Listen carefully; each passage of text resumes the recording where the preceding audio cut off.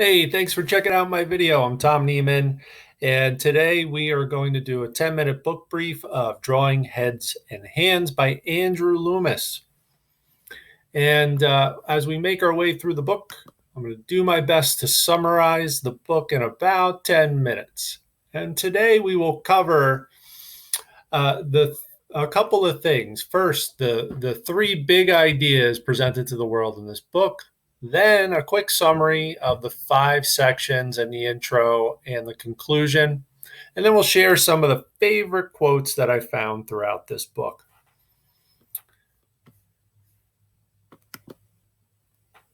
Now, the 3 big ideas presented in this book to the world include: the first step toward getting a soulful likeness of a person is mastering the positioning and proportionality of the features. The second big idea that's presented to the world in this book is that the best way to mastery of positioning and proportionality of features is intentional practice.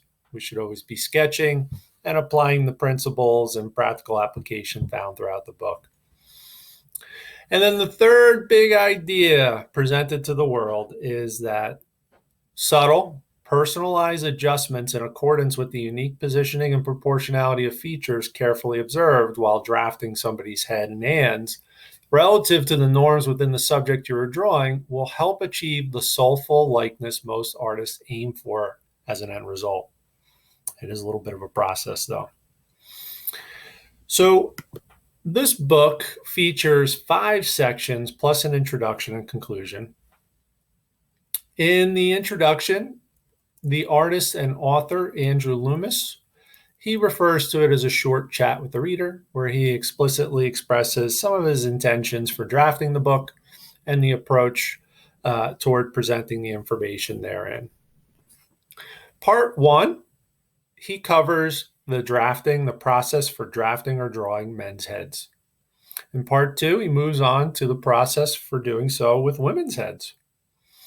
And with part 3, babies' heads, and with part 4, the heads of boys and girls of all different ages. And in each of these sections, he creates linkages between each section, explicitly describing some of the unique differences between genders and age groups, so we understand more broadly how features on the face are going to differ slightly amongst all types of different people. In part 5, he moves on to hands, which some would say anatomically, perhaps maybe are some of the most difficult aspects of the human figure to draw. And in the final conclusion, he bids farewell to the reader and reinforces some of his thought process, some of his experience, and his intentions for creating this wonderful book.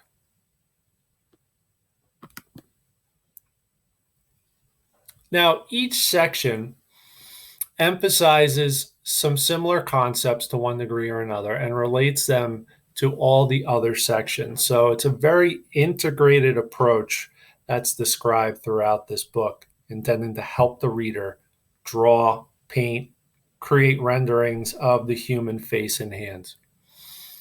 And he does emphasize throughout that understanding the structure and it begins by breaking down the basic structure of the head and hands.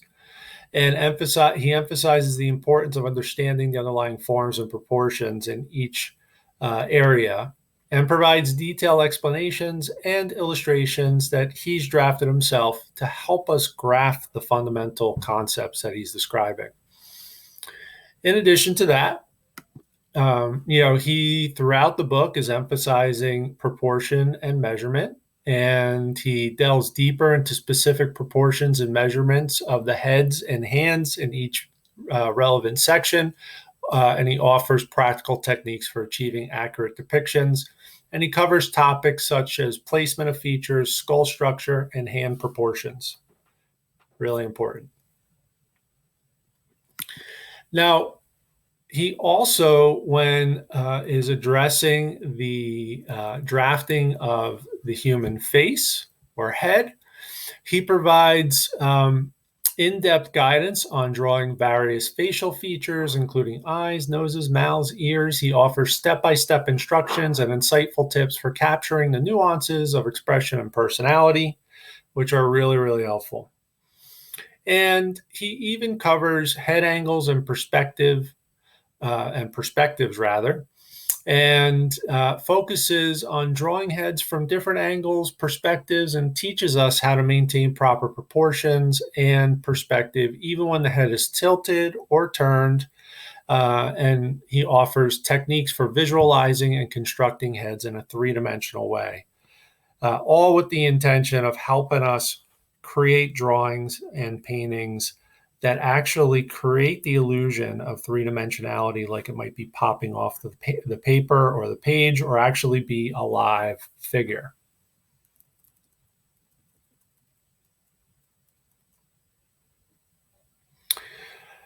In addition to all of that, he tackles the challenges once we get to the hand section of drawing hands in dynamic poses and gestures.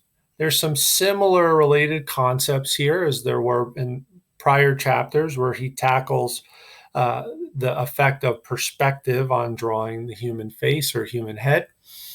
But in the hand section, he tackles these in a slightly different way that's really helpful with the effort of drawing human hands. And he covers topics such as foreshortening, hand gestures, and the anatomy of the hand in various positions. Also provides some practical exercises and illustrative examples to help us master the complexities of hand anatomy and movement. Now, all throughout, he weaves some ideas about rendering detail. And in some of the kind of wrap up of each section, he will explore techniques for rendering details in heads and hands, including shading, texturing, and adding depth and dimensions to drawings. He offers some guidance on refining line work and adding finishing touches to bring drawings to life. Overall, Drawing Heads and Hands by Andrew Loomis serves as a comprehensive source for us artists looking to improve our skills and drawing the essential elements of the human figure. With its detailed instruction, insightful tips, and practical exercises, the book equips us with knowledge and techniques needed to confidently tackle challenges of drawing heads and hands with precision and expression. And there are a plethora of incredible quotes throughout the book, which really bring some additional depth and enjoyment. And some of those I'm going to list for you here. The first one up: our thoughts, our emotions and attitudes, even the kind of lives we live, register in our faces. That says a lot, doesn't it? And then he goes on to say, let me begin by saying at the beginning that to draw a head effectively is not a matter of soul searching or mind reading. It is primarily a matter of interpreting form correctly in its proportion, perspective, and lighting. All other qualities enter the drawing as a result of the way that form is interpreted. If the artist gets that right, the soul and character are revealed. And then in addition to that, he says, every head is an individual assemblage of shapes, lines, and spaces. That resonated with me because it kind of falls in line with another quote, which is more of I guess it's been used by a lot of different folks, that suggests that painting is really just recognizing shapes and how light lands upon them. So those two kind of fit together nicely for me in the way my mind works.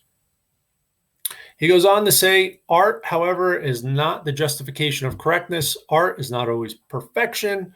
Let us say art is truly a form of expression, and full expression cannot be limited by formula alone, but only guided toward greater meaning and truth. He goes on to share the additional insight in this quote that I stripped out. I just love. He says, perhaps not any aspect of drawing is accompanied by more confusion and provided with less adequate material for study than drawing of the hands. Much of the trouble is caused by searching for materials instead of using the material you have readily available, because your own two hands are the best source of information available. That's really true. Just drawing your own hands, you have the ability to look at them either directly or in the mirror. And yeah, I've benefited greatly from the process of drawing my own hands, that's for sure. And he goes on to say that the most important point in the head from which to build the construction of the face is the point immediately above the bridge of the nose between the brows. This point remains fixed and is indicated by the vertical line of the nose and the cross line of the brow. And this is one of the kind of seminal aspects of Loomis's ball and plane technique for drawing the human head. And you see an example of that drawn out directly from the book here on this screen.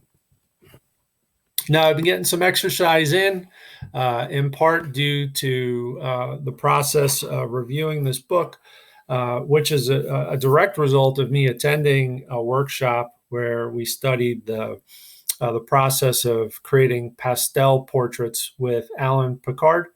In the final supplemental session he provided, for those that paid a little bit more in this online workshop, we got the benefit of witnessing some critiques of work done during the workshop, and he also shared some additional insights through Q&A.